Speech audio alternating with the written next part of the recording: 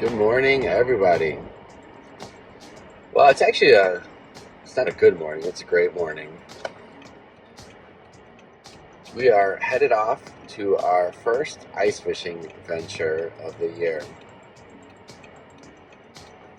Right now it is 17 degrees out. It's really cold, I gotta tell you. You know, you can go ice fishing all winter long, but man, as soon as it starts to get cold, I tell you, it's definitely it definitely makes you think twice about what you're doing until you get out there and start adapting. But it's a beautiful day. Anytime you go out ice fishing, it's a beautiful day. A bad day on the ice is better than a good day in the office. So we're looking at temperatures today, probably going to be in the 20s to 30s. We're coming to you today from the Chicago suburbs. You know, the thing about the weather you look for is like, you know, when you have a tent, you have a heater, yeah, your nostrils may freeze when you're walking out to your hole, but really the biggest factor I think when it comes to fishing is the wind. And when you have a pullover shanty, that really helps, but it's just miserable when it's windy out. And today it looks like we're probably going to be getting about anywhere from 5 to 10, maybe up to 15 mile per hour winds, you know, at times, and that's not bad. That's not bad. I think anytime you get close to 20, you're going to be having a difficult time and chasing false flags. So right now, heading to the bait shop and going to pick up, meeting our good buddy firefighter John, and we're going to be picking up probably three packs of waxies. We'll do a couple dozen crappie minnows, which means probably about 4 dozen, and left a dead bait at home today, so we're not going to be putting smelt on tip-ups tonight. We're going to instead get probably half a dozen, which will mean half a dozen golden roaches. Theory here is the place we're going is known for a good first ice destination, and it's gonna be really shallow water. We're looking at like 4 to 5 feet. You know, which is fine when you're gonna go out for the first time, but they're not known for having too many toothy predators swimming through at some of the other lakes that you'll see us go off to throughout the season. So the theory here is put a golden roach on there. If a pike comes through, great, they love them. But maybe we can get some action from a bass or two as well, who generally won't ever hit the smelt. So yeah, off to have an adventure, and excited to share it with you all. All right, we just got bait, and yeah, it's always great talking to the local bait shop guys. You can always go to like Lake Link and other websites to kind of see fishing reports, but I tell you, nobody's willing to give up their spots or their information when they're in a public forum. But boy, oh boy, they sing like a bird when they go to a bait shop and talk to the bait guy. And yeah, it's kind of funny because they're always good sources of information if you talk to the bait shop guys. But yeah, you know, first time of the year, really excited. Ice fishing is kind of a passion. It's not kind of, it's a definite passion of mine. And yeah, all you guys out there that talk about ice fishing in July and in the summertime, you guys know what I'm talking about. It's an exciting day to hit the ice first.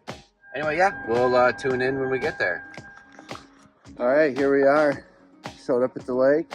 Met up with our buddy firefighter John right there. How's it going, guys?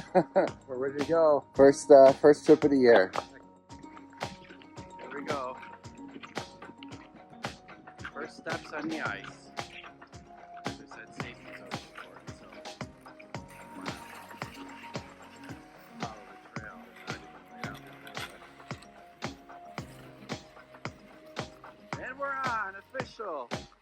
Start of the 2024-2025 ice fishing season. Let's go!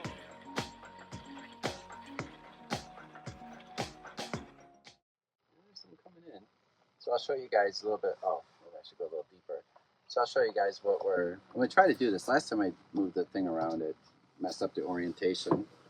But I'll show you what we're looking at here.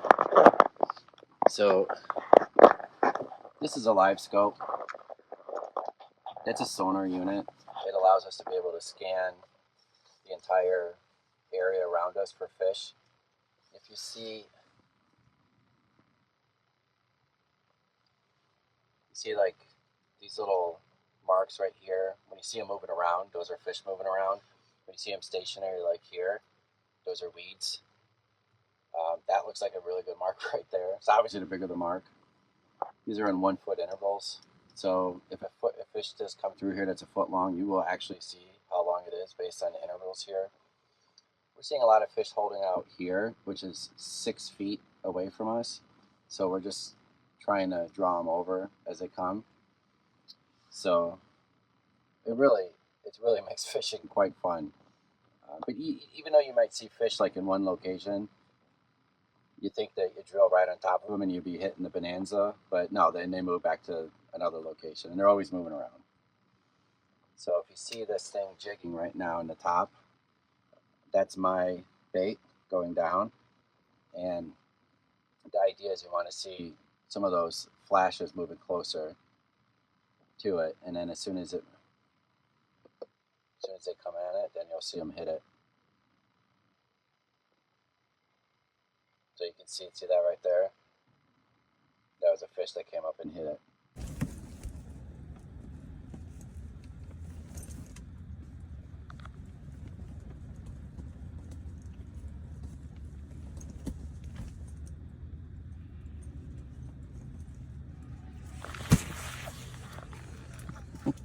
There we go. How about that for the first ice bluegill? Ice bluegill, maybe 7 inches. We can make it look like it's a foot long now, like some people do. And this is an underwater camera. If you guys can see that. Kind of have some water on the screen. All the releases that splashed on it. Yeah, a lot of fish coming up in the camera. So you can see that's John. He's got is that a minnow? It's a minnow head. I don't think he likes it. It's probably like, where's the rest of this body? This isn't that normal. No, it's kind of weird, but sometimes it works. Oh yeah, definitely, especially because you're looking at, you want the fish to be able to get the hook in its mouth, obviously, with the full minnow. So that's a great view. Someone's going to take it. That's a great view right there. Hopefully it comes through clear on your guys' screen. It adjusts well, but you don't even need bobbers. You literally stare at the screen and you set the hook when you see it, right? Yeah.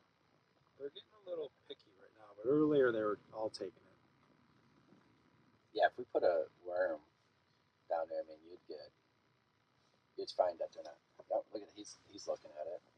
He's nibbling, but he might be too small to eat the whole thing. So if they're too small, we don't really care to catch them.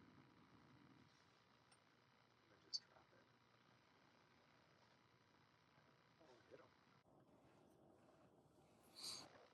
It's just beautiful. Yeah, and I think a lot of people are like, oh, ice fishing, isn't that cold? Of course. But you have a heater in the tent, which we have right here. I mean, it is quite toasty in here. And you just can't do this in the winter or in the summertime. You can't like have a camera out there to see what you have underneath you, and it's just it just adds a really fun dimension to the whole sport.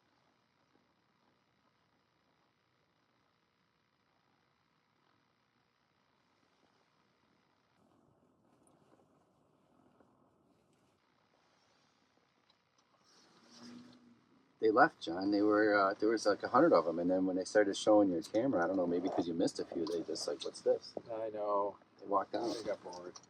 That's all right. Now's a good time to eat a donut. Don't nobody's watching. Yeah.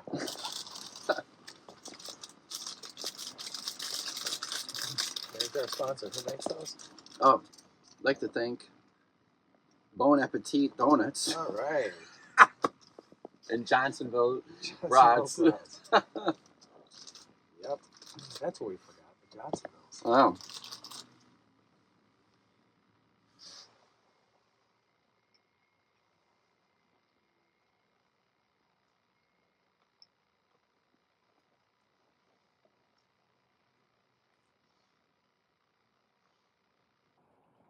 When is the witching hour again? Oh, I think it's like, I think it's 10 a.m. you know, it's 3 o'clock. Pretty good. Yeah. I thought the witching hour was like, it's like 12 and 1. I thought it was earlier. Like we'd always catch fish and then it would die down. Mm-hmm. I thought it would be between 10 and 12, I thought, but And with the pike, it seems like it was like I could be way off. in the afternoon. I remember at Banks we had some runs with pike in the afternoon. Yeah. There's just so many fish down there.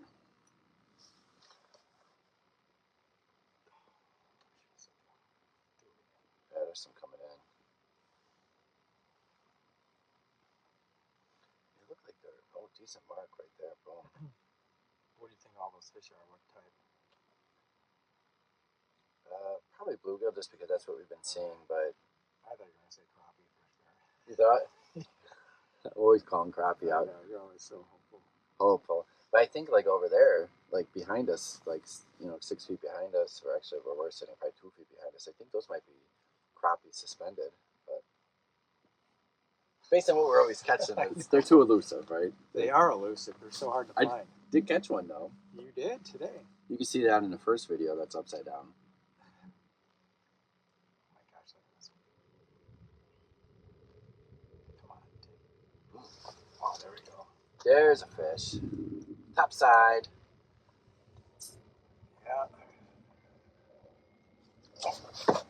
They're all coming in. Double. Double. That's how the fishing buddies do it. A double hooker. All right. Oh, Little guy. Took it out himself. Pick them up. They're so slimy.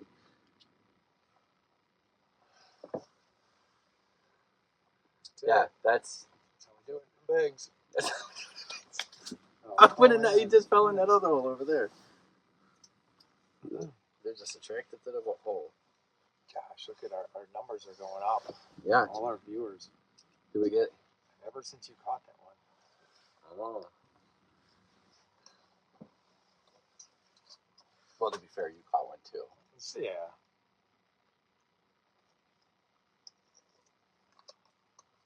How's your battery? Probably gonna go soon.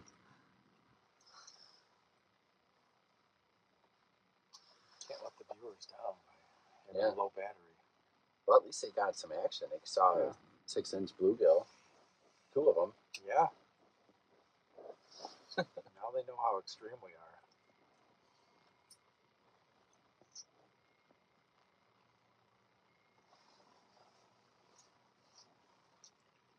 And we caught them with minnows too, of all the things to catch a bluegill on. I know. So yeah, probably gonna wrap up the viewing then, just because the battery's gonna die. So once again, streaming live. Dice Fishing Buddies. See ya. Till next time.